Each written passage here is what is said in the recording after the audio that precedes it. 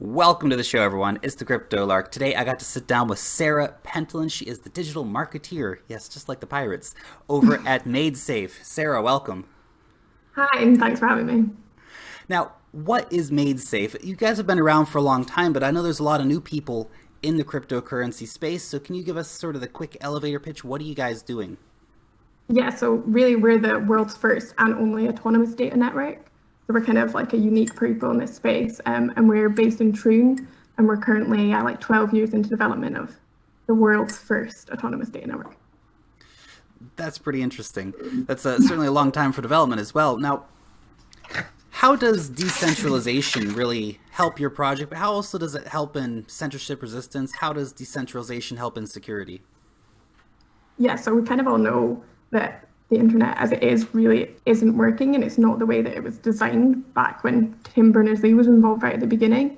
So we're trying to get back to that original decentralization where people own their data and you're the only person that has control of your own data. And that kind of is the whole process that nobody will be able to be the middleman between you and the access to your data. No one will be able to say, no, today you're not allowed to access your files or your anything that's on the system, really. We want to be able to give that back, take humans out completely.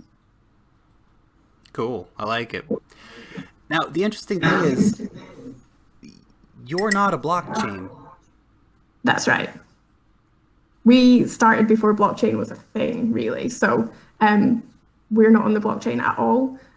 We're kind of doing this system completely through what we're calling data chains.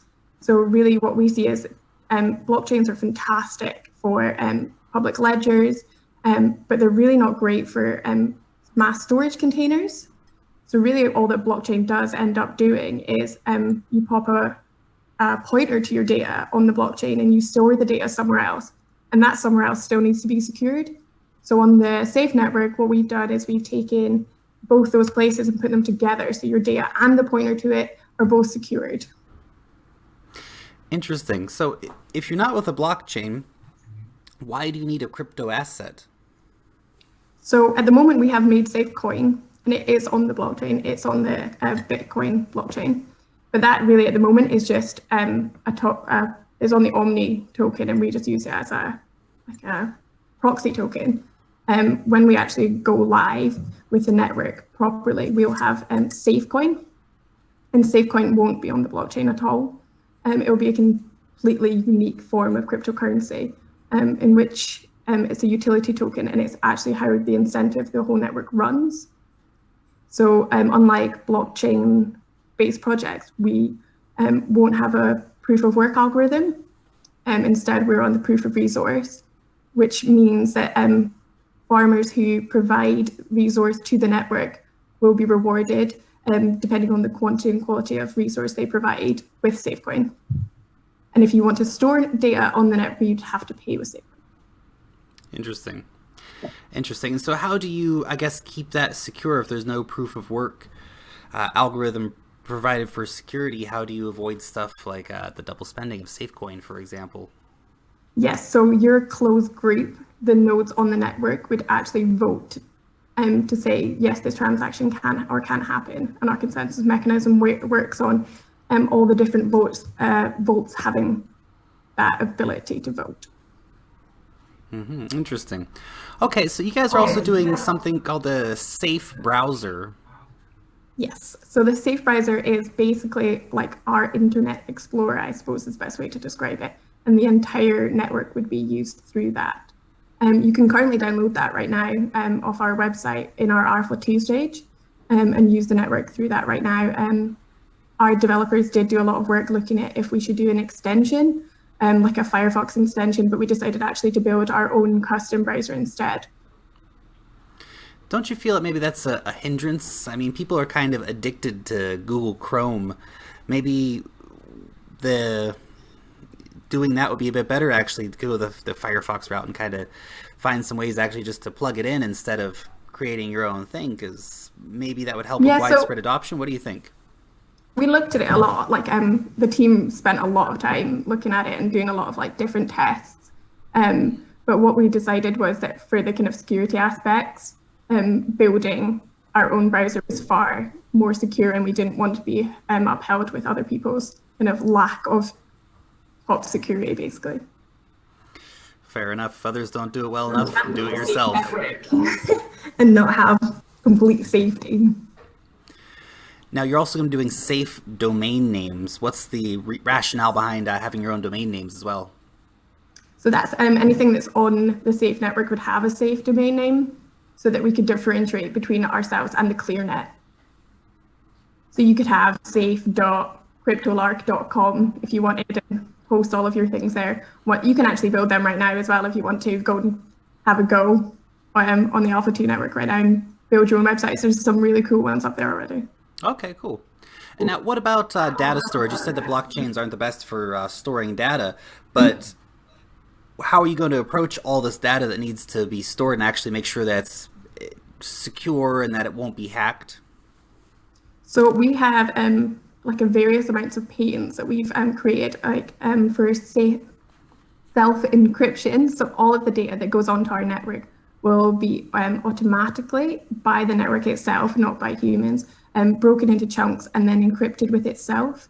Only you would be able to find all of your chunks somewhere on the network and then use your own digital fingerprint to put them back together.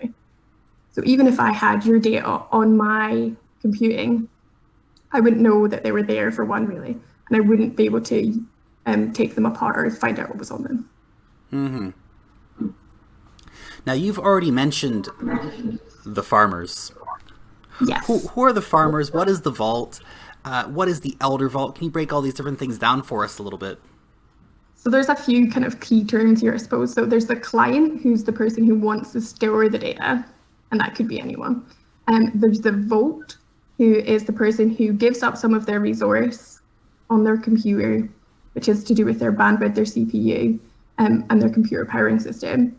And they're the people that would then store your data. Those people are vaults. So you can actually be a client and a vault at the same time. Pretty cool. And what are the rewards for being a vault? So you would be paid in Safecoin, depending on how reliable your farming actually is. So the network will continually check that the resource you said you were going to provide is still there. And then that would give you points. You'd also get kind of rewards for how many times you were the first person to provide that piece of data when it was requested. Interesting. And will I need any special hardware to be running a vault? No, not at all. No, and it's actually designed so that it can't be monopolized.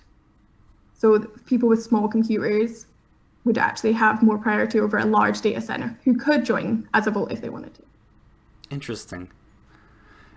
So how do you ensure that the little guy is going to kind of keep control of the power and that the big data center is not going to take over? Oh, the tech guys have built some clever algorithm for that. I'm not sure on the actual of that, but it's open source, so you could go and look and find out if you wanted. There you go. Open source is, of course, great. I think it's really where the whole space is moving at the moment. Oh, completely. People love the transparency of all of it. Yeah, and it makes such a big difference to us as well. Like, that's what's really important to the founders of this company, is that the safe network will happen no matter what, because it's all out there. And we're really excited that people always are providing commits into our GitHub, and we have loads of community involvement in this project. It's not just the team at Maidsafe, it's everyone, and that's why we talk about the safe network community more than we do Maidsafe. Very cool. Community, of course, makes or breaks it. And so, how big is the community at this point? Oh, it's massive, and it grows every day. So we've got people testing the network all over the world. The actual team, like the core team, is about 33 right now. We're growing massively. So we've just I only joined just last year, the end of last year, and we're just every day there seems to be someone else joining. But our community is based mainly on our forum. We have a community forum and we have a developers forum, both of which seem to be growing at a phenomenal rate. And we have people downloading the alpha pretty much every day. You have to join the forum to be able to download the alpha, just to stop people spamming the network right now while it's in its infancy, which is great because it just means there's so many more people like interacting with the conversations on the forum as well. And what has been the feedback on the alpha? What kind of problems have people been experiencing? What are the features that people have been really enjoying about it? Yeah, so we're in Alpha 2 right now. So we did 1 and then 2, and we've done 20 test networks. And we're rapidly moving towards Alpha 3. And loads of people have been really excited about the amount of apps that they can develop. So we've got some really exciting apps at the moment. We've got a safe CMS where people can kind of build really nice websites. And we've got a called the Safe Jam, which is basically like a music streaming service. And we've had some great developers up there like creating some really cool apps so far. Pretty cool. Now, Maidsafe has been in development for 12 years already. Was that correct? That's correct. Yes. That's a really long time in cryptocurrency space. Of course, that started even before Bitcoin became a thing. That's an important thing to note, that this project, the technology behind it and the ideas behind it have been here for a very long time. What have been the challenges in such a long project, and when will we finally see a beta? The key question. So yeah, David Irvin started it in 2006, and kind of back then he was almost like a one-man band. So it's taken us a while to kind of get a big team together to really kind of like hit the ground running. And we have hit a lot of problems, and I think we've been quite open and honest about that.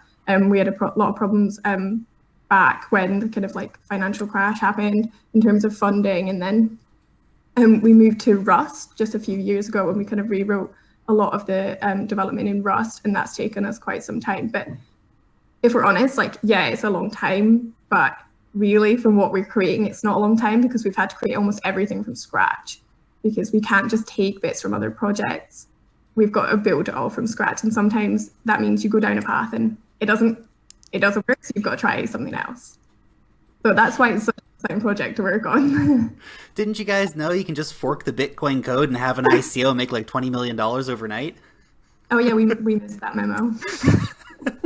It's so popular these days. I know, why not? Yeah, we're getting there. We don't like to commit to like a timeline now, because we know it's just not realistic. But you can, if you're on the forum, you can see that every week we produce a weekly update where we say exactly what we've done this week, and people can follow their progress and kind of request things and make comment or make suggestions if there's problems we're struggling on. We do get quite a lot of people saying, oh, this might work or that might work. So that's an exciting part. Good tech takes time. And I think a lot of investors sometimes look at things and get very impatient, because they're not in it for the tech necessarily. They're into, make some sick gains.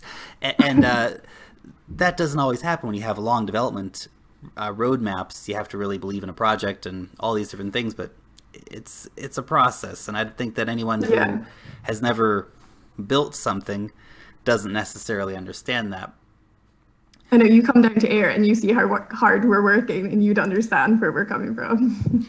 Now, if the idea was conceptualized back in 2006 and has been under development since then, are there any areas, is the tech still going to be relevant? I know you're constantly developing, but are you still working on these kind of older ideas, or is the tech still going to be relevant by the time it does get delivered?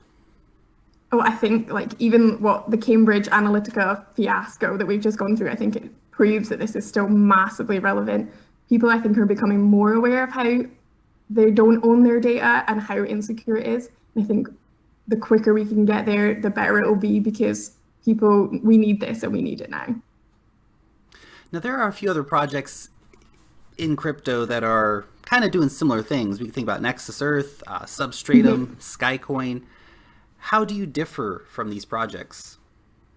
Yeah, so we're really impressed what other people are doing, actually, but we wouldn't say necessarily they're our competitors, because a lot of these projects kind of do one small section of what we're doing. So we're combining decentralized file systems with the storage and the peer-to-peer networking, whereas a lot of these projects only do one of those. We do the entire internet platform. We kind of see that as the whole package. We want to keep the entire network together. Mm-hmm. Is there any ways that you could actually work with some of these projects? I know people tend to think of it in a competitive sort of sense. We must be better than Substratum to move forward. But actually, is there some kind of synergy that you guys could have?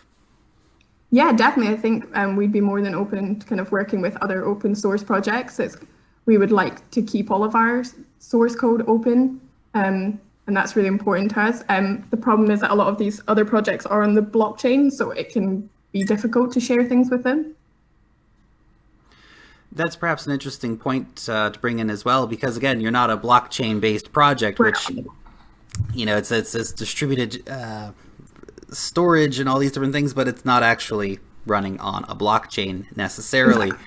And so do you feel like that may actually hinder the adoption of Maidsafe, especially for the cryptocurrency community moving forward? Yeah, so people are definitely more aware of blockchains now than they probably were a few years ago, and that is probably helping other projects unlike us. But I think we have such a great product, and we have a great marketing team, and I think once people realize the power of the Safe network, they'll be so overawed by it that they'll be like, oh yeah, blockchains, we don't need them anymore. We got we need the blockchain. We love blockchain. The Safe network. We need the Safe network. Well, there's of course lots of solutions coming in for different things, and I think it's important to point out no one solution will, you know, deliver everything you want it to do. You know, blockchain is not going to make your coffee in the morning, at least not yet. So not yet. And I don't think the Safe network will be able to do that either. I'm out. Great stuff. There's so much interesting stuff coming about IoT as well, and that would be something that we're kind of like exploring as well. That'd be like a really cool project to work on. There's a lot of synergies that could work there with the autonomous data network, because I don't think I want someone to know that what time I make my coffee at. Fair enough. But your smart coffee machine will be talking in the future. You might get paid for that data. Maybe the coffee companies want to know. You know, they probably do want to know. That's it. But I don't want them to. Now, as far as fees, though, what will the fees for moving SafeCoin from point A to point B be? There won't be any. Great. There's no transaction cost, and it's an instant transaction. Excellent. No fees are great. Now, how do you worry about that one? That being the case, though, how do you avoid network spam, for example? That's a good question. I actually don't know the answer to that one. Fair enough. We can check the devs later. Check that one. Now, what about you've told me a bit about the people and the team, which is great. What about partners? Do we have any exciting partners that are already announced or being lined up for Maid? Yeah, so we recently announced a partnership with Intellidect. Oh, can't say that. Let's try that again. Intellilect, who are a Californian-based company, and they are working to kind of basically build the enterprise safe network, so that we're working with their devs kind of on like a private project that they'll use for their encrypted email system. There'll probably be more like really exciting stuff coming out with them like in the next few weeks. So you can keep an eye out. Great. Good to hear that there are those partners being lined up already. Now, perhaps a more generalized question. You guys are based in the UK. Yes.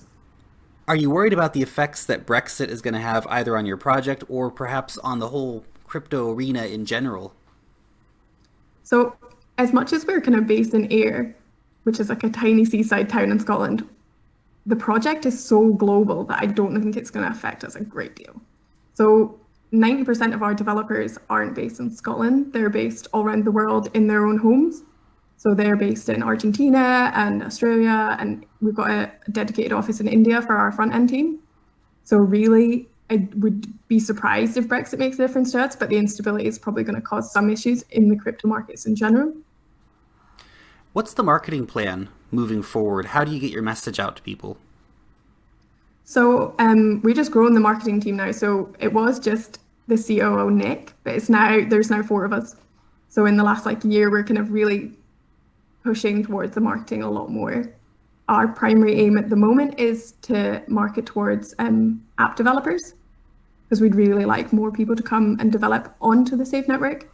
So we're in the process of building a dedicated developers website to give them access to all the resources they need, the APIs and the documentation, which should be live in the next few weeks. We're also building a new just general website to give people more access to the Safe network in general, and pushing out more kind of social media and all the kind of normal ones as we kind of move forward. Once we get closer to the kind of end alphas and the beta, we can really ramp it up then. Very cool. Now, you've also have something called the Safe Academy. Yes. What is that? So it should be coming out in the next kind of few months. We basically want to teach more people about the Safe Network. The Safe Academy will be like a series of tutorials. There'll be videos and kind of written word and all the forms that we can kind of think of at the time to teach people about not only the technology, but the story behind us, all the different patents we have, how you can work on the Safe Network and what it really means. What is the Autonomous Data Network and why do you want to be there?